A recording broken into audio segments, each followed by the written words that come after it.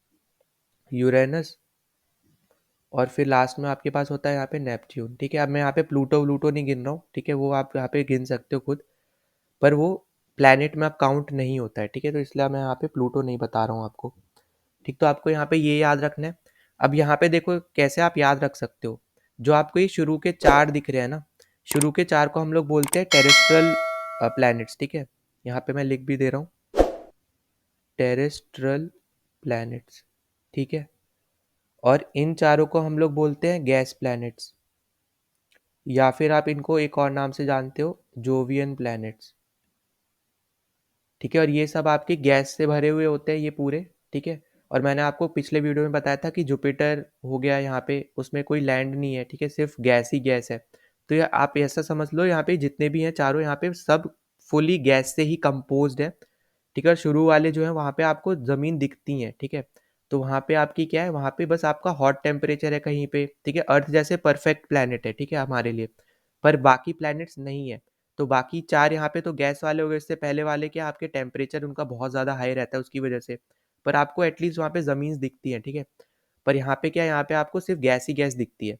तो यहाँ पे जो आपकी जो गैस प्लैनेट है ये क्या होने वाले हैं, आपका ऑप्शन क्या होने वाला है।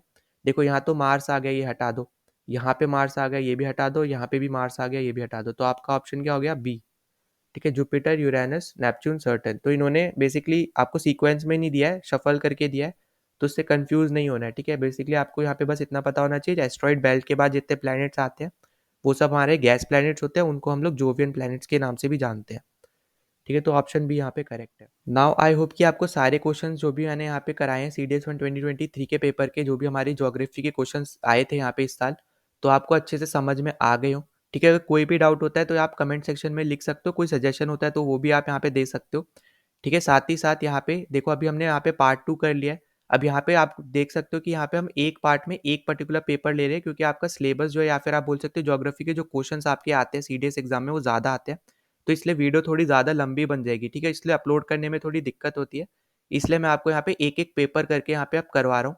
और इसलिए हो सकता है कि आपको यहाँ पे एक पेपर एक ही दिन में आपको दो दो वीडियोस देखने को मिले, ठीक है। तो एक वीडियो तो आपकी आएगी शाम के टाइम पे 6 के अराउंड आसपास, और एक मैं सुबह डाल दूंगा 10 से 11 बजे के आसपास। वरना अगर आपको कोई दूसरे टाइम पे चाहिए सुबह के टाइम में, तो आप वो भी आप कमेंट कर सकते हो, ठीक है। फिर अगर मैं लास्ट में बोलना चाहूँगा कि अगर आप पहली बार चैनल पे आए हो तो प्लीज़ सब्सक्राइब ज़रूर कर देना, जितना ज़्यादा हो सकता है उतना ज़्यादा शेयर कर देना वीडियो, ताकि दूसरों तक पहुँच पाए, क्योंकि एग्जाम पॉइंट ऑफ व्यू से बहुत ज़्यादा बेनिफिशियल सीरीज़ हो रही है ये, ठीक है। और साथ ही साथ अगर आपने यहाँ पे दूसरे पार्ट्स नहीं देखे, हमने इससे पहले फिजिक्स, केमिस्ट्री और बायो ऑलरेडी कंप्लीट कर चुका है, और ये ज्योग्राफी का हमारा पार्ट 2 है। तो सारे वीडियो आपको एक ही प्लेलिस्ट में मिल जाएंगे, प्लेलिस्ट का लिंक आपको डिस्क्रिप्शन में भी दे रखा है और आई बटन पे भी दे रखा है, तो वहाँ पे जाके आप देख सकते हो, ठीक है। और कोई डाउट होता है, सजेशन होता है, तो आप यहाँ पे कमेंट कर सकते हो। तो चलो मिलते हैं नेक्स्ट वीडियो में। जय हिंद।